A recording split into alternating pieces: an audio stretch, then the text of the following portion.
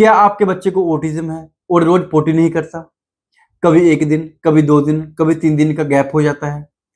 पोटी hard है, बहुत smell करती है, बच्चा पोटी रोकता है और जिस दिन पेट साफ नहीं होता, उस दिन इरिटेबिलिटी, रेस्टलेसनेस, बिहेवियर भी ज़्यादा दिखाई देता है।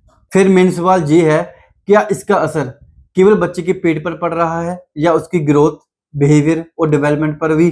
हर बच्चे को रोज पोटी होना जरूरी नहीं है, लेकिन अगर गैप के साथ स्टूल हार्ड है, बच्चा बहुत जोर लगाता है, पेन होता है, पोटी रोकता है, पेट फूलता है, तो कॉन्स्टिपेशन एवोल्यूशन करानी चाहिए। हमें केवल पोटी का गैप नहीं देखना है, गैप के साथ स्टूल की क्वालिटी और बच्चे का बिहेवियर भी देखना है। रिसर्च रिव्यूज में ऑटिज्म वाले बच्चों में कॉन्स्टिपेशन कॉमन रिपोर्ट हुई है। एक सिस्टमैटिक रिव्यूज में औसत प्रचलन करीब 22% रही, जबकि दूसरे रिव्यूज स्टडी में रेट्स इससे अधिक भी रिपोर्ट हुई है। यानी ये कोई रेयर कंप्लेंट नहीं है। इसलिए ऑटिज्म वाले बच्चों की असेसमेंट में सिर्फ स्पीच और बिहेवियर नहीं, डाइजेशन पर भी ध्यान देना चाहिए। एक पेरेंट्स का कॉमन क्वेश्चन रहता है, पोटी गैप शरीर के अंदर क्या करता है? बच्चा पोटी रोकता है, स्टूल इंटेस्टाइन या कोलन में ज्यादा देर तक रहता है, उसमें से पानी अब्जॉर्ब होता है, स्टूल और ड्राई तथा हार्ड हो सकता है। फिर पोटी करते समय पेन के कारण बच्चा अगली बार और रोकता है, जिससे डाइजेशन वीक हो जाता है और जिससे डेवलपमेंट पर भी असर आ सकता है। आचार्य चरके जी, जिनको हम गॉड ऑफ आयुर्वेदिक मेडिसिन भी बोलते हैं, उनके अनुसार डाइजेशन केवल पेट तक सीमित नहीं है। उन्होंने अपनी चरक संहिता में डाइजेशन और मेटाबॉलिज्म की शक्ति को बल, हेल्थ और एनर्जी, उपचय को प्रॉपर नरिशमेंट से जोड़ा गया है। आयुर्वेद के अनुसार बच्चा केवल खाना खाने से नरिश नहीं होता, वह खाना ठीक से डाइजेस्ट, ट्रांसफॉर्म और एसिमिलेट होना भी जरूरी है। चरक जी के फ्रेमवर्क में भोजन के सही डाइजेशन के बाद बनने वाला आहार रस शरीर के धातुज यानी टिश्यू को नरिशमेंट देता है। अगर अग्नि ठीक काम नहीं कर रही तो आयुर्वेद के अनुसार शरीर को मिलने वाला नरिशमेंट भी इफेक्ट हो सकता है। इसलिए आयुर्वेदा में हम कॉन्स्टिपेशन को केवल पोटी नहीं हुई के रूप में नहीं देखते, हम देखते हैं बच्चा डाइजेस्ट कैसे कर रहा है, भूख कैसी है, गैस या ब्लोटिंग है, स्टूल ड्राई है, बच्चा स्टूल रोक रहा है, फूड शरीर में प्रॉपर्ली यूटिलाइज हो रहा है या नहीं। चरक जी के अनुसार अग्नि ठीक होगी तभी भोजन का सही नरिशमेंट शरीर तक पहुंचेगा। अग्नि मीन्स डाइजेशन पावर, और वही बल, हेल्थ और उपचय यानी प्रॉपर ग्रोथ को सपोर्ट करता है। इसका मतलब ये नहीं है कि कॉन्स्टिपेशन होते ही बच्चे की हाइट या ऑटिज्म डेवलपमेंट रुक जाएगी।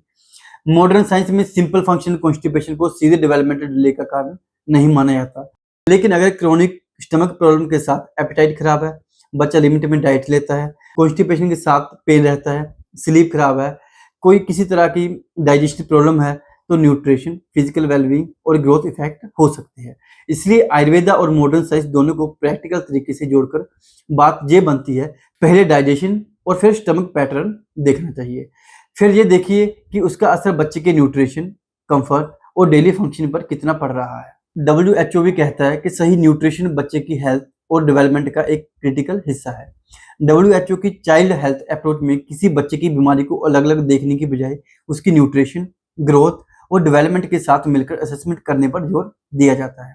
इसलिए अगर बच्चे को लंबे समय से डाइजेशन, ईटिंग या पेट की समस्याएं हैं, तो हमें केवल पोटी या गैप का नहीं देखना चाहिए, ये भी देखना चाहिए कि एपेटाइट, न्यूट्रिशन, ग्रोथ कैसी चल रही है।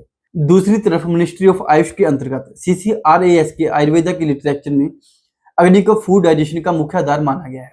आयुर्वेदा में इम्पेयर डाइजेशन यानी मांदग्नि को भी हेल्थ असेसमेंट का महत्वपूर्ण हिस्सा माना जाता है। इसलिए तीनों बातों को जोड़कर सिंपल समझिए, चरके जी कहते हैं अग्नि और नरिशमेंट महत्वपूर्ण है, आयुर्वेदा डाइजेशन और पेट के पैटर्न को एक साथ देखता है, और WHO न्यूट्रिशन, हेल्थ, ग्रोथ और डेवलपमेंट को एक साथ जुड़ा हुआ मानता है। इसलिए ऑटिज्म वाले बच्चों में लंबे समय की कॉन्स्टिपेशन या डाइजेशन प्रॉब्लम को केवल पोटी की छोटी सी प्रॉब्लम ना कहकर इग्नोर नहीं करना चाहिए।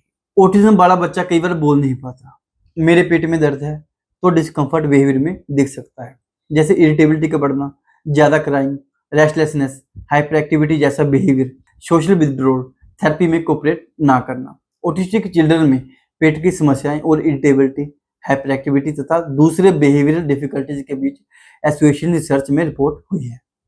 इसका अर्थ ये नहीं है कि हर बिहेवियर कॉन्स्टिपेशन से होता है, लेकिन हर फिजिकल डिस्कम्फर्ट को इग्नोर नहीं करना चाहिए। हर बिहेवियर चेंज को केवल ऑटिज्म मत मानिए, कभी कभी बच्चा शरीर की परेशानी बिहेवियर से बता रहा होता है। अब इसका डेवलपमेंट पर कैसे असर पड़ता है?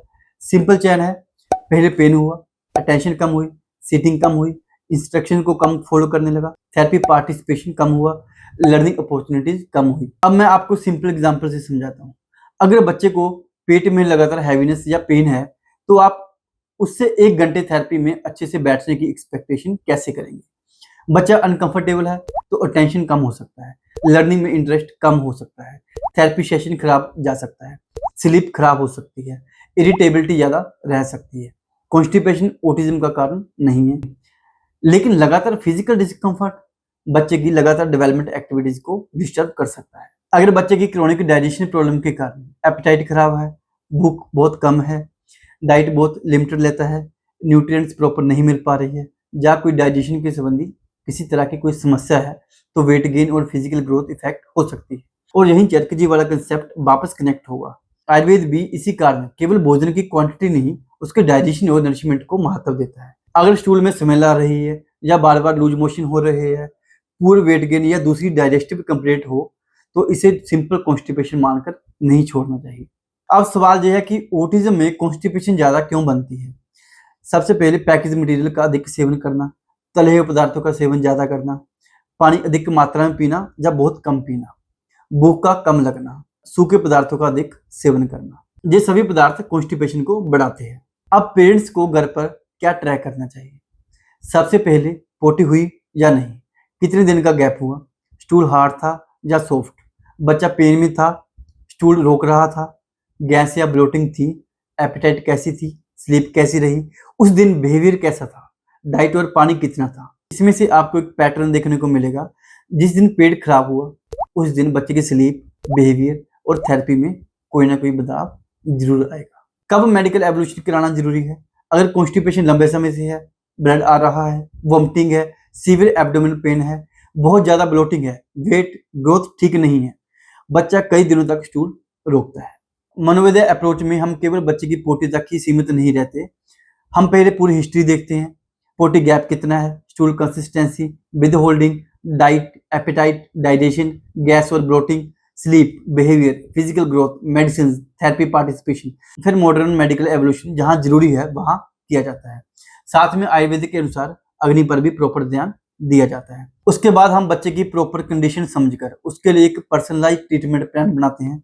हमारा लक्ष्य केवल बच्चे को पोटी कराना नहीं है, हमें ये समझना है कि बच्चे को पेट की समस्याएं या कॉन्स्टिपेशन या लूज मोशन क्यों हो रहे हैं, उसका डेवलपमेंट पर कितना असर पड़ रहा है। अगर आपके चाइल्ड को कॉन्स्टिपेशन, लूज मोशन या इस तरह की कोई पेट की समस्याएं हैं, तो आप भी मनोवैद्य में अपनी कंसल्टेशन बुक कर सकते हैं और बच्चे का असेसमेंट टेस्ट करवा सकते हैं। इस तरह की और इन्फॉर्मेशनल वीडियो देखने के लिए हमारे मनोवैद्य चैनल को सब्सक्राइब जरूर कीजिए। चलो मनोवैद्य चले।